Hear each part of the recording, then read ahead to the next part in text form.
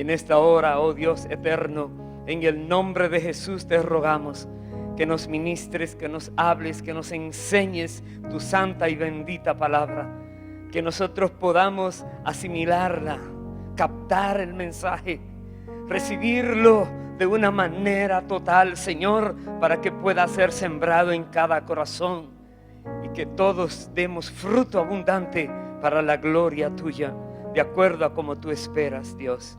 Nuestras vidas se disponen para ti. Háblanos, que queremos escucharte. Enséñanos, que queremos aprender. Y ayúdanos a vivir como tú esperas que vivamos. Gracias, Padre. En el nombre de Jesús te lo rogamos. Amén y amén. Dele otro fuerte aplauso al Señor. Aleluya. Aleluya. Bendito sea Dios para siempre. Para siempre. Dios les bendiga, hermanos queridos. En esta oportunidad vamos a presentar este mensaje que Dios trae a su pueblo en el día de hoy. Y hemos puesto por título, Una vida dispuesta para Dios. Repito el título, una vida, que quiera Dios que sea la tuya también y la mía, dispuesta para Dios. ¿Qué significa disponer nuestras vidas para Dios? A su disposición, lógico. Pero ¿cómo Dios la puede utilizar? La Biblia dice que si una persona se limpia de esas cosas que ofenden a Dios, será un instrumento limpio, útil en las manos del Señor. ¿Cómo podemos hacerlo? Que el Señor nos muestra en su palabra que es tan importante que tú y yo conozcamos para que podamos disponer nuestras vidas a Dios y Él pueda usarnos como Él desee. Vamos a ver, vamos a ir primero al libro de Proverbios, capítulo 11. El libro de Proverbios, capítulo 11, el versículo 17. Dice así la palabra del Señor. A su alma hace bien el hombre misericordioso, mas el cruel se atormenta a sí mismo. Repito el versículo, a su alma hace bien el hombre misericordioso. Usted dirá, oh, el misericordioso le hace bien a otros, realmente te está haciendo un gran bien a ti. Y las personas que no son así, que son crueles, realmente se están atormentando a sí mismas. Verso 18, el impío hace obra falsa, mas el que siembra justicia tendrá galardón firme. Otra vez, el que siembra justicia tendrá galardón firme. La persona que vive de una manera justa, la persona que procura hacer justicia en todo lo que vea, en todo lo que hace, dice, va a tener un gran galardón y firme será. Aquí estamos mirando dos palabras, misericordia y justicia. Versículo 30, dice así, el fruto del justo es árbol de vida y el que gana almas es sabio. El fruto del justo es árbol de vida y el que gana almas es sabio. Una persona que está actuando con sabiduría es aquella persona que está buscando todos los medios posibles para atraer a Cristo a otras personas, para que esas personas no se pierdan, pero que vengan a la vida eterna que Dios ofrece. Esa persona es sabia. Es una persona que está sacándole el provecho mayor a su vida. Es una persona que aplica la justicia de Dios en su vida y en los demás por medio de Cristo. Y es una persona misericordiosa, porque para poder acercarse a alguien que está en situaciones extremas y en peligro de muerte eterna, para acercarse a esa persona necesitamos ser misericordiosos, ser compasivos, que nos duela el dolor ajeno. A quien no le duele el dolor ajeno, mira el pesar de los demás y sigue de largo. Dios quiere que seamos misericordiosos, que sembremos justicia y que ganemos almas. Es demasiado importante.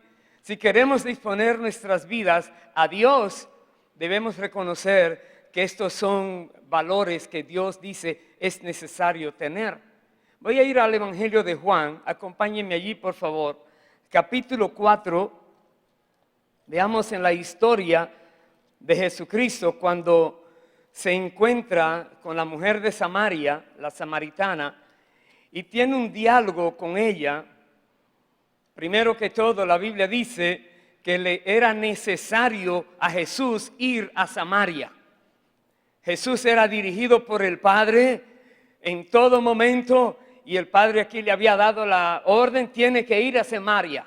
Él estaba en Galilea y fue a Samaria, dice la palabra, y en ese caminar llegó cansado a un lugar, a un pozo, que luego viene una mujer samaritana a buscar agua y Jesús le pide agua.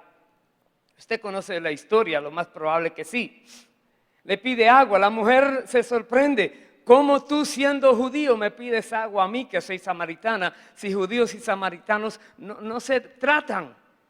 Jesús le dijo, si supieras quién es que te está pidiendo agua, tú le pedirías a él y te daría agua viva. Ella dijo, Señor, ¿de dónde vas a sacar esa agua viva si ni cántaros tiene y el pozo es honda? Jesús ahora se pone a explicarle a ella que el agua que Él ofrece es un agua que salta para vida eterna. Y ella entonces se inquieta, una mujer pecadora, una mujer de otro lugar que no se relacionaba con su pueblo, pero Jesús fue allí porque la gracia de Dios llega a todo lugar. Y esta mujer es confrontada por el Señor. Jesús no la fuerza a nada, no la obliga, pero establece un diálogo con ella. No la rechazó, más bien se acercó, buscó un punto de contacto para iniciar una conversación. Porque el objetivo del Señor es ganar las almas perdidas. A eso vino el Señor. Y la mujer entonces, ella reconoce que quien le está hablando es alguien. Dijo, tú eres un profeta. Y Jesús le dijo, sí, yo soy el Cristo, de quien tú dices que vendrá algún día y nos enseñará todas las cosas. La Biblia dice que los discípulos habían ido a buscar comida y regresan y lo encuentran hablando con esta mujer. Y voy a empezar a leer ahí en el verso 34, cuando ellos le ofrecen comida al maestro y él les dice, Jesús les dijo, mi comida es que haga la voluntad del que me envió y que acabe su obra. ¿No decís vosotros, aún faltan 4 meses para que llegue la siega? Y aquí os digo, alzad vuestros ojos y mirad los campos, porque ya están blancos para la siega. Me detengo allí. Los discípulos creían que Jesús tenía hambre, sí, pero hambre por hacer la voluntad de Dios. Deseo de hacer la voluntad del Padre en todo momento. Y ahí está Jesús trabajando para Dios, llevando adelante su obra. Y él dijo, es necesario que acabe su obra. Todo lo que el Padre quiera que haga, lo voy a hacer. Con hambre, con sed, con necesidad, como fuera, pero se va a realizar. Y entonces el Señor le muestra esta gran realidad. En un tiempo donde todavía faltan algunos meses para recoger la cosecha a nivel natural, Jesús utiliza esa ilustración para hablarle espiritualmente. Ustedes dicen que faltan 4 meses para empezar a cosechar. Él dice, ya es tiempo de recoger la cosecha. Ya los campos están blancos. Dirían, ¿cuáles blancos si lo estamos mirando todavía nuevos? Están blancos el campo espiritual, el campo de las almas. Están blancos. Alcen sus ojos, miren. Y para hoy nosotros también esta palabra debe tener un gran significado. Cuando andamos por las calles, que usted mira tantas personas viviendo en la tierra, son campos blancos. La gran mayoría. Si no se acerca a alguien a tratar de recoger esa alma, se va a perder la gran mayoría. Y el Señor quiere que seamos misericordiosos, pero que sembremos justicia, que hablemos de la justicia de Dios y que hablemos de la misericordia de Dios en Cristo Jesús. Que lo hagamos. Eso requiere de ti y de mí algo que también seguiremos mirando, porque muchas personas se encuentran muy ocupadas, tienen muchos planes que hacer con sus propias vidas.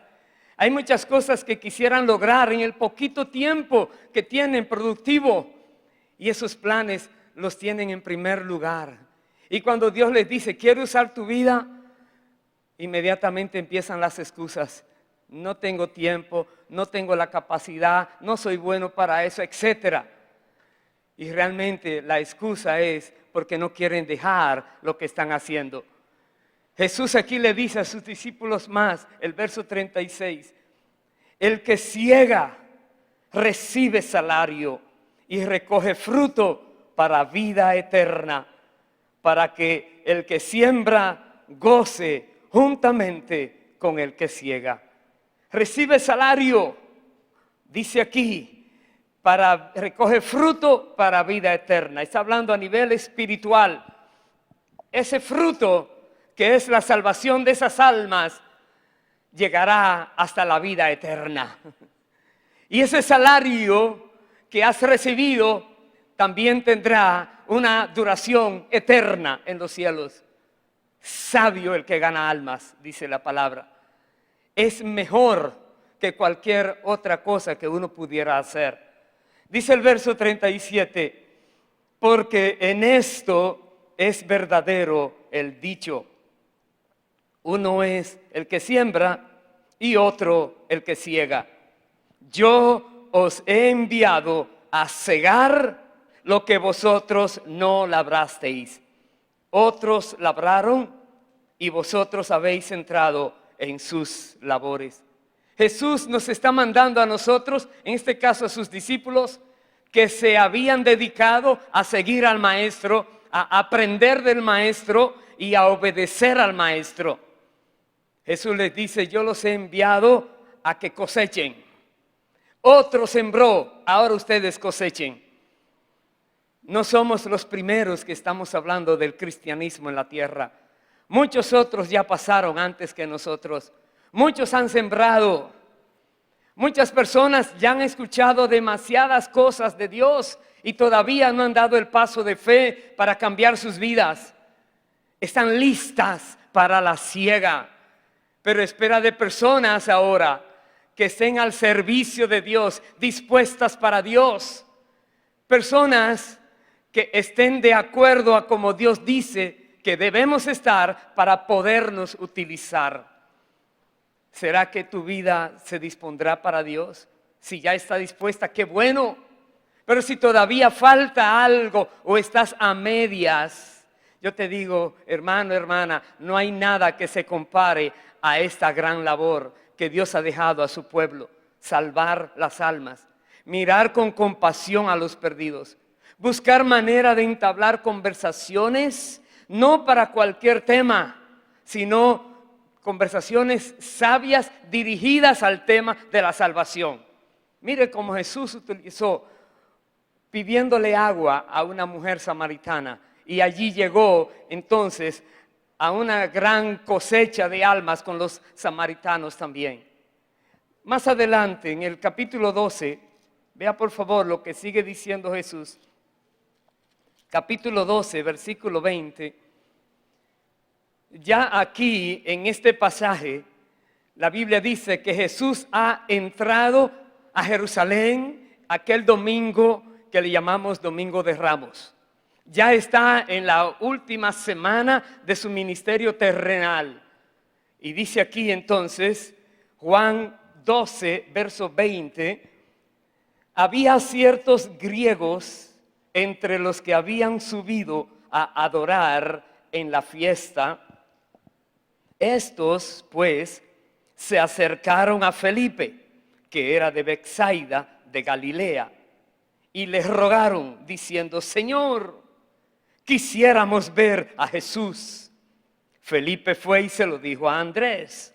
Entonces Andrés y Felipe se lo dijeron a Jesús. Jesús les respondió diciendo: ha llegado la hora para que el Hijo del Hombre sea glorificado. De cierto os digo que si el grano de trigo no cae en la tierra y muere, queda solo, pero si muere, lleva mucho fruto. El que ama su vida, la perderá, y el que aborrece su vida en este mundo, para vida eterna la guardará. Si alguno me sirve, sígame, y donde yo estuviere, allí también estará mi servidor. Si alguno me sirviere, mi Padre le honrará. Paremos allí. Tremendo. Esto no es paño tibio. Esto no es hacer las cosas ligeras. Esto es hablar claramente. Jesús dice aquí que somos parecidos al grano de trigo, con el potencial de dar mucho fruto, pero primero tiene que morir. Nosotros podemos dar mucho fruto, pero primero tenemos que morir. No la muerte física natural, morir a nuestro ego, morir a nuestro yo, morir a nuestros planes, morir a nuestros deseos, morir a todo aquello, incluso aquello que la carne quiere que hagamos, que ofende a Dios. Morir. Si uno no mira esto en serio, no puede dar fruto. No puede estar dispuesto para Dios. Porque Dios, todo vaso limpio, dispuesto para Él, lo utiliza. Porque hay demasiada necesidad. Hay muchas áreas donde Dios puede usar a aquellas personas que se disponen para Él. Pero Dios tiene un requisito. Y ese requisito sigue vigente siempre. Morir da terror a muchas personas. Pero peor es vivir como que estás muerto y no te das cuenta. Es peor. Estás desperdiciando tu vida, pudiendo haberla aprovechado mejor.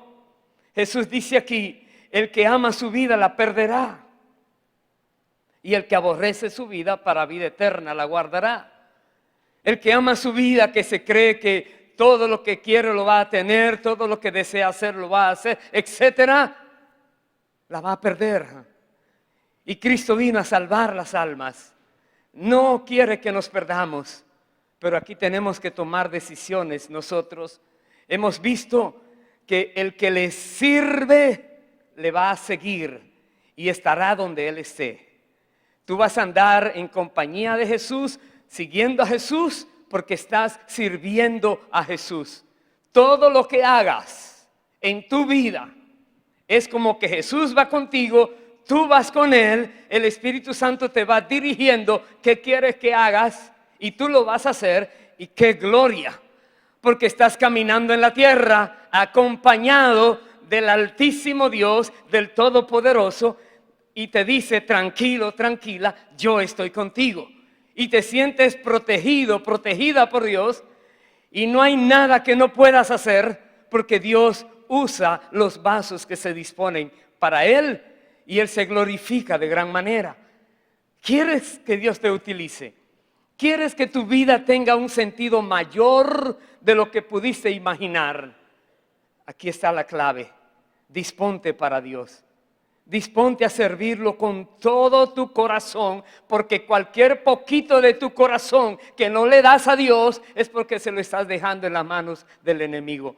Tienes que darte completamente a Dios para que el enemigo no tenga nada en ti de qué tomar ventaja contra ti.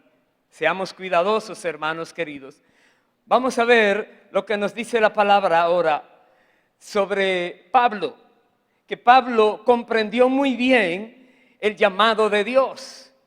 Se sentía indigno de predicar de Cristo, porque él mismo dice que persiguió la iglesia.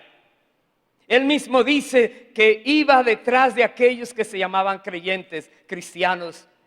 Pero cuando el Señor se le presentó, se le reveló a él, No le dijo, Pablo, te voy a dar el cielo en las manos. Te dijo, te he llamado ahora para que abras los ojos a los ciegos, para que saques de la cárcel a los presos, etcétera. Y pelearán contra ti, pero yo estoy contigo, como le dijo a Jeremías.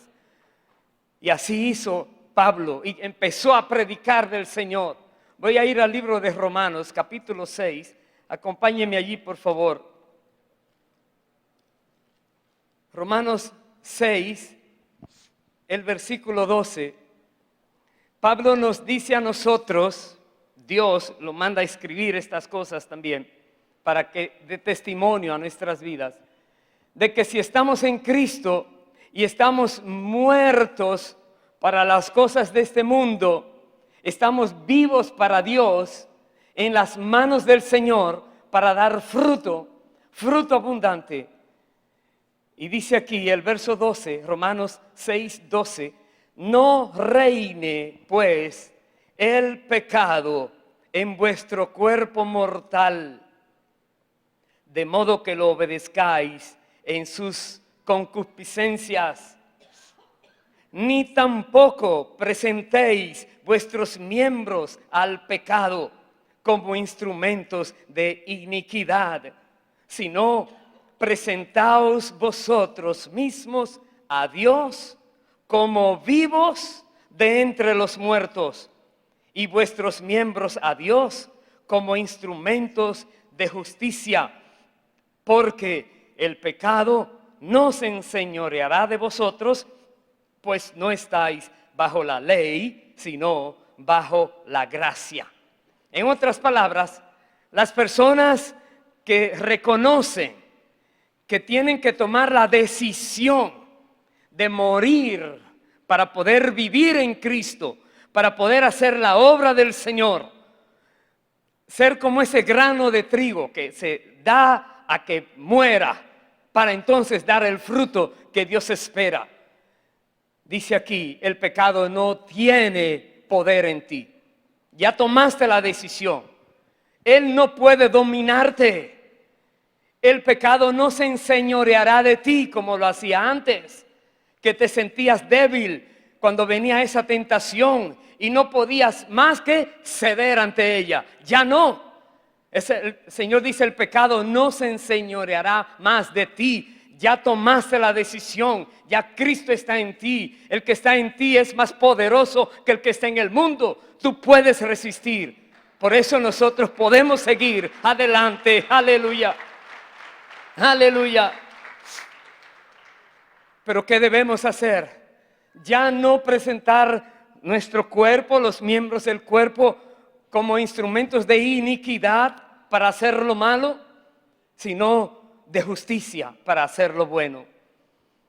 Procuremos por todos medios que lo que hagan nuestras manos, lo que hable nuestra boca, lo que escuchen por nuestros oídos, donde vayan nuestros pies, lo que miren nuestros ojos, todo sea bueno, todo sea agradable a Dios. Usted dirá, ¿cómo puede ser si estamos en un mundo perdido, lleno de iniquidad?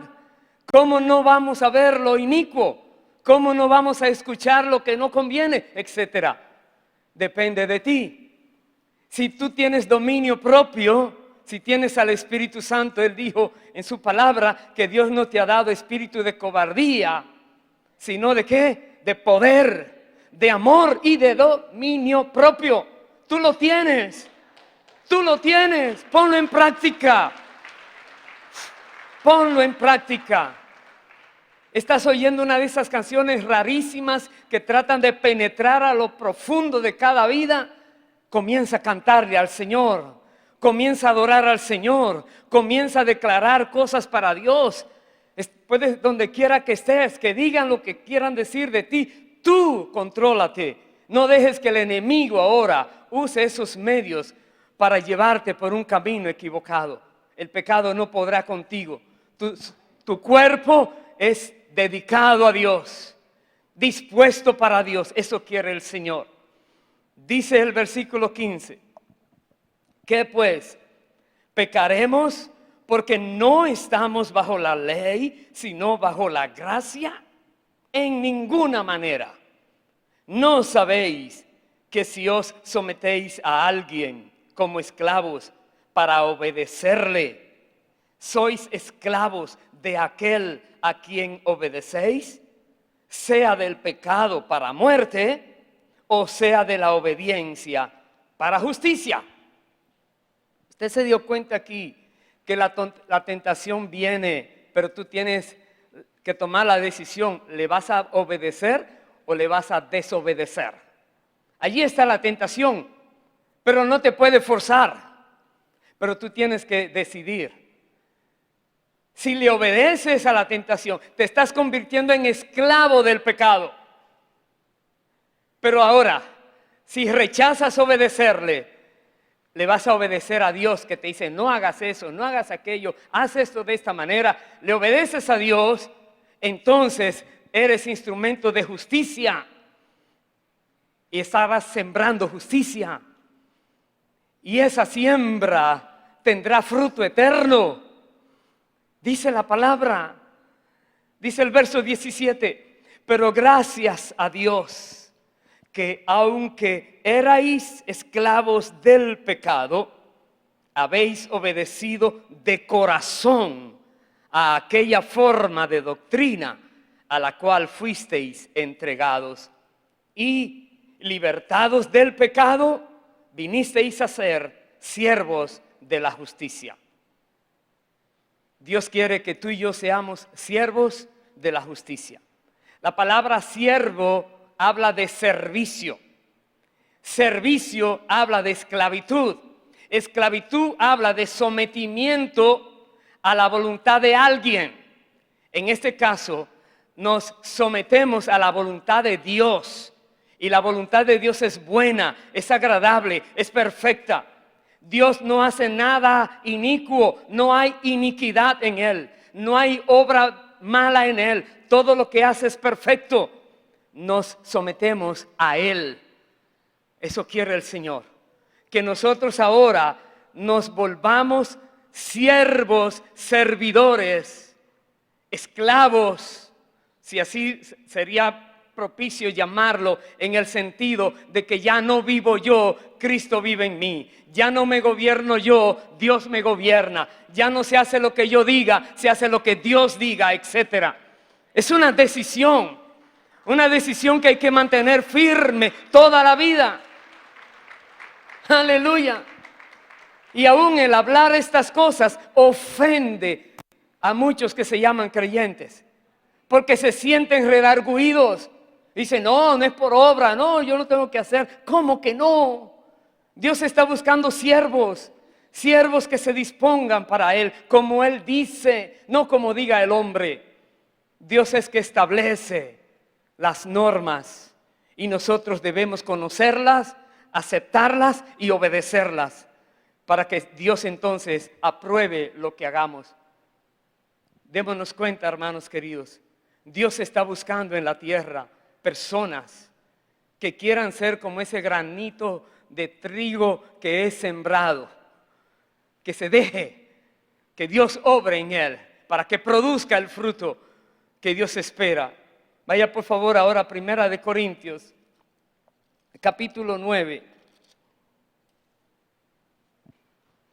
Nos dice así, el versículo 24: ¿no sabéis que los que corren en el estadio, todos a la verdad corren, pero uno solo se lleva el premio?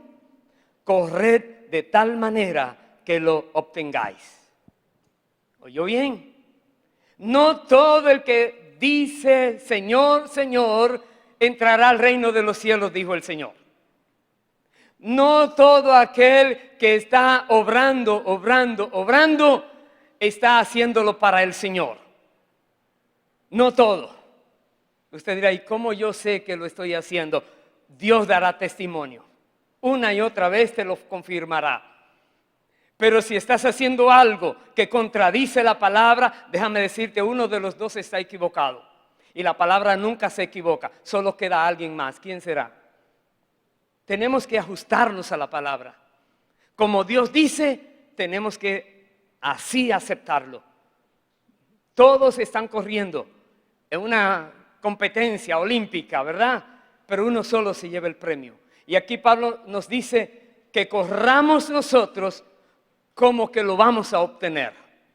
Nada nos va a detener de conseguir ese premio. Nada nos va a desviar. Ninguna piedra servirá de tropiezo que nos hará caer, porque Dios permitirá que sigamos adelante firmes hasta el final. Dice aquí, versículo 25. Entonces ahora hay ciertas restricciones que voluntariamente las personas deciden tomar. Dice aquí, todo aquel que lucha, de todo se abstiene, de todo lo que no va acorde al propósito que está buscando. Dice más, ellos a la verdad para recibir una corona corruptible, pero nosotros una incorruptible.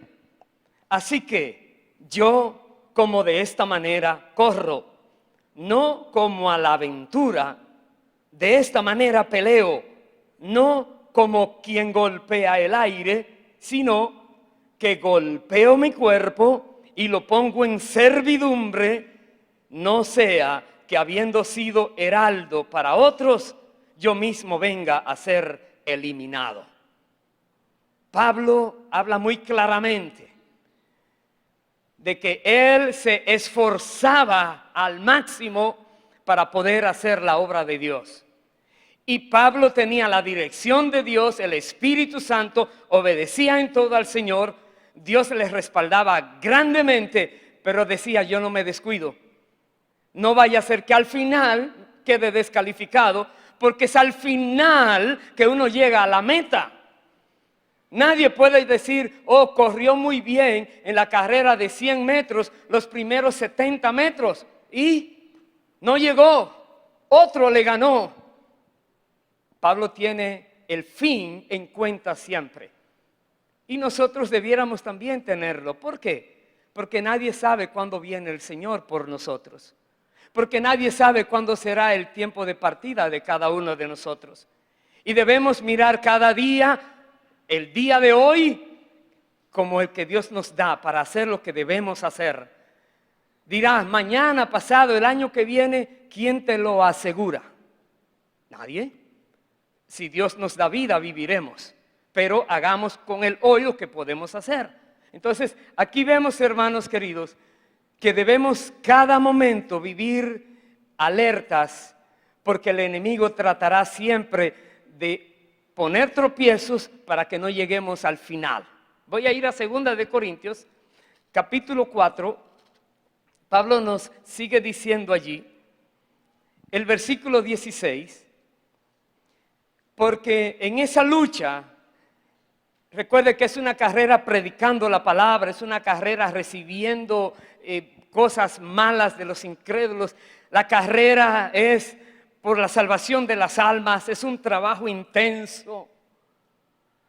Pero mire cómo él dice aquí, 2 de Corintios 4, verso 16.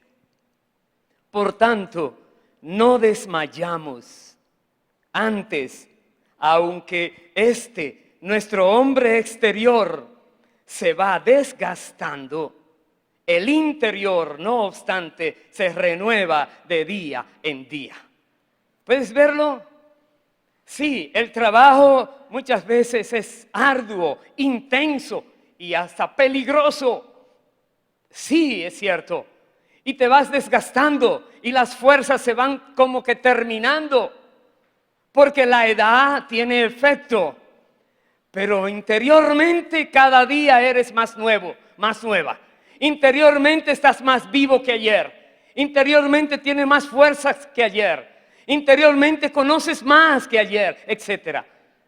Entonces uno no vive porque le duele y dejo de hacerlo. No, yo sigo adelante porque estoy vivo todavía. Debemos seguir, hermanos queridos. Tenemos gran ejemplo del apóstol Pablo y de muchas personas. Dice el verso 17. Porque esta leve tribulación momentánea produce en nosotros un cada vez más excelente y eterno peso de gloria, no mirando nosotros las cosas que se ven, sino las que no se ven, pues las cosas que se ven son temporales, pero las que no se ven son eternas. Que Dios nos ayude a mirar lo invisible. Que Dios nos ayude a actuar sabiendo en qué dirección debemos ir para hacer correctamente todo. Y dirás, ¿cómo lo sabes? El Espíritu Santo es nuestro guía. Él nos dirige, Él está con nosotros, nos enseña todo. Hermanos queridos, a los que se disponen para Dios, Dios los utiliza. Y Dios se glorifica en esas vidas. Y esas vidas estarán haciendo lo mejor que puedan hacer sin mirar a otros. Cada uno es independiente en este sentir. Que lo que tú haces para Dios, Dios se premiará. Lo que el otro haga, Dios le premiará. No miremos que aquel es más capacitado, más inteligente. Olvida, no te menosprecies. No te menosprecies, pero tampoco no te enorgullezcas demasiado. No digo, oh, yo soy mejor que... Cuidadito. Cuidadito con el orgullo. Y cuidadito con el menosprecio propio. ¿Por qué? Porque uno te neutraliza y el otro te derriba. Mucho cuidado, hermanos queridos. Pero nosotros seamos como Dios quiere. Siempre reconociendo que estamos en este mundo, pero no somos de este mundo. No vivimos por las cosas que vemos, sino por las que no vemos, las cuales son eternas. Voy ahora al libro de Filipenses. Seguimos con el apóstol Pablo, capítulo 3. Acompáñenme por favor de nuevo allí. Versículo 7. De las decisiones que Pablo tuvo que tomar y que van acorde a lo que Jesús dijo, que nosotros debemos negarnos para poder entonces tener nuestras vidas que den fruto. Filipenses capítulo 3, verso 7, nos dice Pablo, pero cuantas cosas eran para mí ganancia, las he estimado como pérdida por amor de Cristo. Y ciertamente, aún estimo todas las cosas como pérdida por la excelencia del conocimiento de Cristo Jesús, mi Señor, por amor del cual lo he perdido todo y lo tengo por basura para ganar a Cristo. Todo lo que podía tener, nada cuenta. Lo importante es lo que Dios me quiere dar. Lo importante es tener a Dios conmigo. Aleluya. Y el que es así, Jesús dijo, el que me sirve de esta manera, sígame. Que donde yo estuviere, allí estará mi servidor. Y el que me sirviera, Jesús dijo, mi Padre le va a honrar. ¿Sabes que Dios te quiere honrar? Y dirás, uy, quiero honrar. No, quiero honrarte porque te humillas delante de Él. Reconoces que tu vida no es lo que importa, es lo que Él diga que debes hacer, etcétera. Porque la gloria es de Él. Recuerdo cuando en Miqueas le preguntaba a un pecador, ¿con qué me presentaré ante Dios para pagar por el precio de mi pecado? Le dice Dios, oh hombre, Él te ha mostrado que es necesario. Dice que ames misericordia, que hagas justicia y que te humilles delante de Dios. 3 cosas: amar misericordia, hacer justicia y vivir humillados delante de Dios, como siervos del Dios Altísimo. Eso quiere el Señor. Entonces vemos a Pablo aquí que reconoció esta gran verdad. ¿Y usted cree que Dios lo ha honrado? Estamos leyendo su historia. ¿Y usted cree que ganó un premio grande? Bueno, solo Dios sabe. Pero según nos muestra por este testimonio, fue un hombre que sirvió también de ejemplo a nosotros. Pero mire qué más él dice, versículo 12. No que lo haya alcanzado ya, ni que ya sea perfecto, sino que prosigo por ver si logro asir aquello para lo cual fui también asido por Cristo Jesús. Hermanos, yo mismo no pretendo haberlo ya alcanzado, pero una cosa hago, olvidando ciertamente lo que queda atrás y extendiéndome a lo que está delante, prosigo a la meta, al premio del supremo llamamiento de Dios en Cristo Jesús. En otras palabras, lo que has hecho, qué bueno, gloria a Dios, pero no te duermas allí, sigue adelante, sigue, prosigue, porque no ha llegado todavía el momento final. Entonces, prosigo a la meta. El que está corriendo hasta que dice llegó, tienen que seguir corriendo sin desmayar. Versículo 17, hermanos, sed imitadores de mí y mirad a los que así se conducen según el ejemplo que tenéis en nosotros. Pablo quiere que los imitemos, que lo imitemos y que imitemos a estas personas que se conducen de manera parecida. Tenemos muchos ejemplos en la tierra de personas que viven correctamente, pero hay muchos más ejemplos de personas que quieren tapar el pecado para creer que engañan a Dios. De Dios nadie se burla, dice la palabra. Todo lo que el hombre sembrare, eso mismo segará, dice la palabra.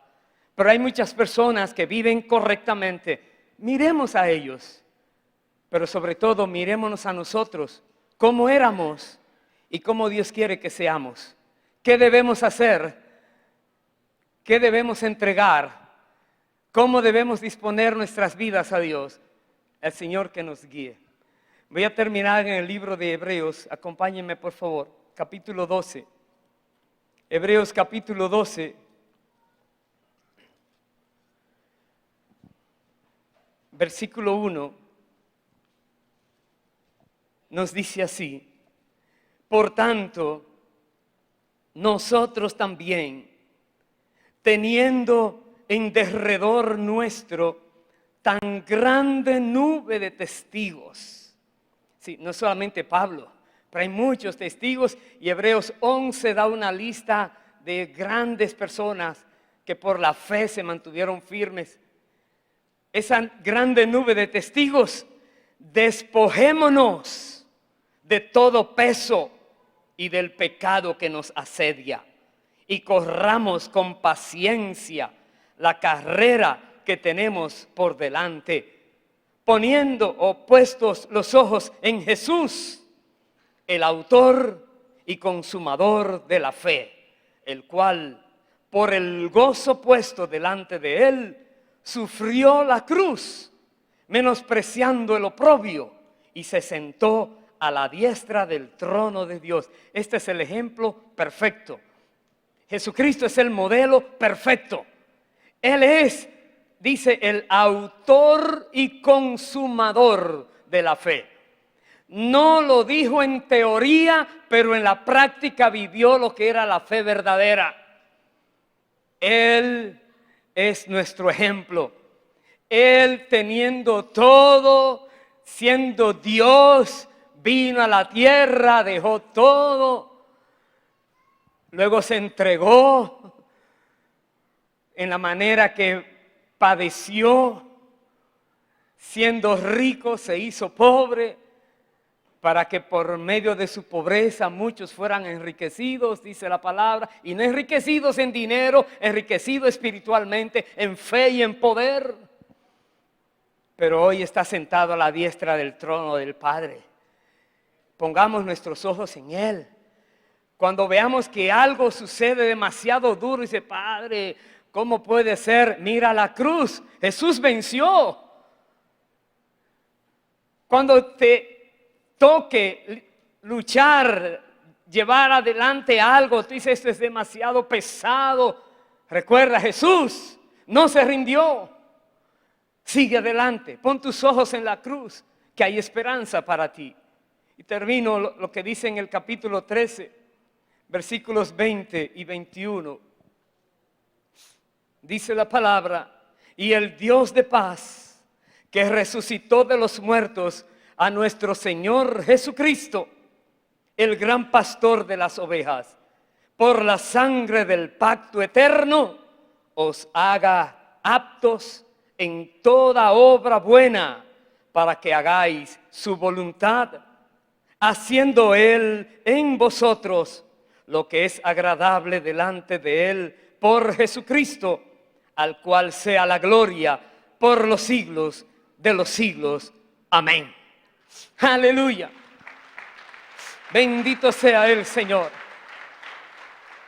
Y como dice la palabra, tú te dispones para Dios y Dios va a hacer la obra por medio de ti. Al final, Él es que la hace. Su Espíritu es que hace los milagros, las señales, te fortalece, te enseña, te alienta, todo. Él hace todo. Espera de nosotros que seamos vasos disponibles. ¿Será que podemos hacerlo de una manera consciente, verdadera y decirle: Señor, lo que quede de vida, aquí está en tus manos, úsame, Dios, por favor, que yo pueda dar fruto abundante que salte para vida eterna? Pongámonos en pie, por favor, y vamos a orar y vamos a responderle a Dios. Y sabes algo, hoy vamos a celebrar la Santa Cena. Muy propicio el día para decirle: Señor, recordando aquel día cuando moriste y en esa cruz venciste todo poder de las tinieblas, toda potestad, con tu muerte la victoria llegó. Este día, Señor, recordando ese acto de entrega tuyo, que nuestras vidas también la pongamos en las manos del Señor de una manera genuina. Hay demasiada necesidad en la tierra. El que gana almas es sabio, dice la palabra. Recuérdalo bien. No es solamente dinero, el dinero se queda. El alma es que va por la eternidad al cielo y tú lo llevas como fruto. Dispongámonos para el Señor, oremos. Padre, en el nombre de Jesús, henos aquí, Señor, reconociendo tu amor, tu misericordia, reconociendo tu bondad. Y también, Señor, que tú quieres usar nuestras vidas para tu gloria, que tú quieres usarnos, Dios, para traer salvación, conocimiento de Cristo aquí en la tierra, a esta generación en la cual nos tienes viviendo en ella, siendo luz en medio de las tinieblas, siendo sal en la tierra que se está dañando. Aquí estamos, Dios. Mira, Dios eterno, cualquiera de nosotros que siente de una u otra manera ineptitud, incapacidad, se siente que no puede, y trae de ti, de lo alto del cielo, esa voluntad firme, ese convencimiento de que lo vil y menospreciado tú usas para avergonzar a aquello que se creen que son gran cosa. Que tú eres, Señor, el que te glorificas en las vidas que se disponen para ti, de la manera que tú pides que lo hagamos. Y aquí estamos todos, oh Dios eterno, en el nombre de Jesús, agradecidos porque nos has dado vida. Y también, Señor, porque nos has puesto en un campo donde la mies es demasiado grande, los campos están blancos para la siega y hay pocos obreros. Danos fuerzas, Dios. Danos la manera de ser efectivos, eficaces. Ayúdanos, Dios, a poder dar fruto abundante para tu gloria, Señor. Permítenos, Dios, a todos hacer siempre de acuerdo a como tú ordenas, para que el enemigo no toque nada de lo que hagamos para ti, Señor. Que todo fruto que traemos para ti permanezca para vida eterna. Gracias, Dios.